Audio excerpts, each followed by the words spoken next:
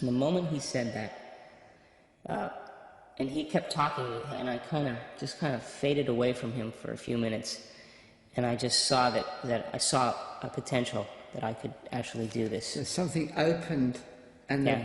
the decision of the process making became much clearer. Became very clear. Focused, yeah. And I looked at him and I said, "Thank you, Doc. Yeah.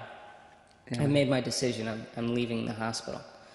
Well, that created a tremendous uproar in the hospital, and the medical director, who was the third surgeon that I had consulted with, came running in and was just saying I needed to go for psychological evaluation, that I had post-traumatic stress, and it was the wrong decision.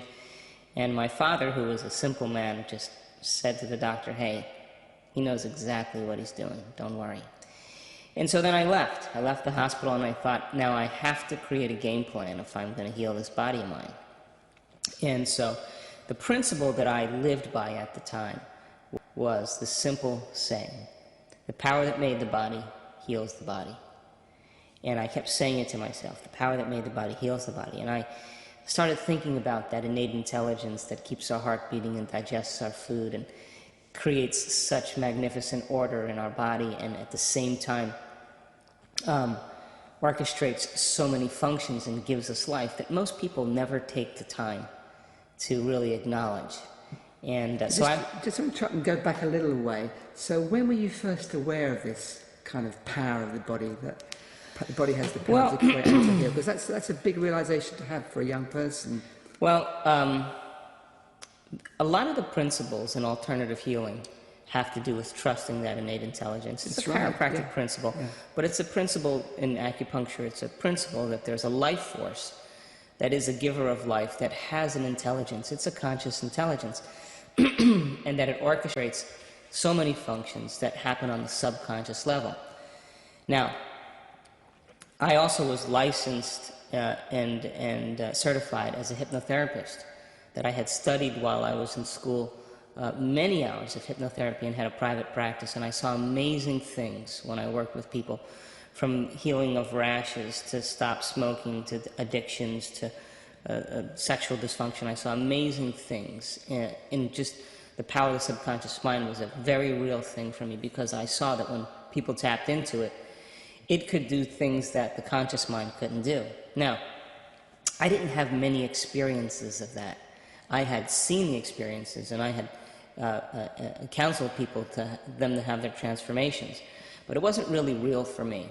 So this was the moment in my life, Ian, where I had to take everything that I intellectually and philosophically understood and see if I applied it to my life, if I could produce results as well. No, I understand. It's a kind of a unique moment, because it usually takes tragedy, I think, for us to get to that point, or it takes trauma for us to can't go on business as usual. Desperation is a great motivator for us. And pain too.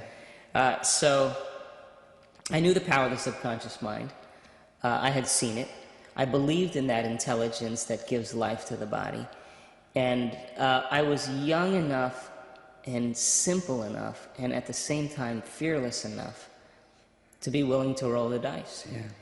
And so I said to myself, if I know that the intelligence will heal my body right now, but it'll only heal it equal to the genetic orders that it's been templated or given to it. So I knew that the compression fractures would heal as crumbled, broken bones, that I may face paralysis, because that was the diagnosis. And so I thought, if I could make contact with this intelligence, if I could direct it, if I could give it some orders, if I could give it a signal or a message, and then get out of the way, maybe it would do the healing for me, because it obviously takes care of so many other functions. So I was asking it to go to the next level. Now, the beauty behind this is that I wasn't distracted by my life anymore. There was no longer any people to take care of. There wasn't any training. I wasn't running or swimming or biking. I wasn't running a practice or teaching yoga or martial arts anymore. I went from 100 miles an hour to 0. Yeah. And so my thought was, I'm not going to let any thought go by unchecked that I would want to create as a future. All my friends around me were saying, sell your practice, get rid of it right now while it's doing very well. And I listened to all of them, and I said, no. If I sell my practice, that means then that I have a doubt that I'm going to walk again. Yeah. So I did everything as if I was going to do just fine. And they told me, that without the surgery that I have to wear a body cast from my chin to my hips and wear it every day of my life for at least a year, and then maybe I'd do well. And so 6 months of laying face down, 3 to 6 months laying face down, and 6 months of wearing a body brace was pretty much the hopeful, diagnosis and prognosis. So I spent 2 hours a day in the morning and 2 hours a day in the evening reconstructing my spine. And I wanted to create a perfect picture, a perfect model for this mind to get what I wanted. Now, you never know how distracted your mind is until you're left with yourself. And so in the beginning, my mind was wandering to all my fears, and it was distracted from too many different things. Because you were lying down all the time. Face down. Face down. You were lying face down, Face so down. you couldn't read.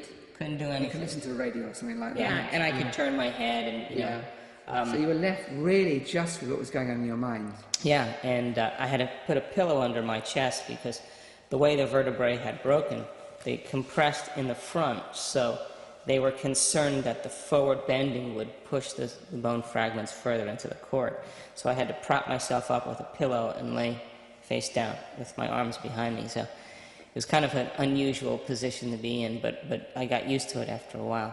Very humbling also to be a 26-year-old kid who's driving foreign sports cars and being successful, and the next thing you know, facing a very, very different life ahead of him.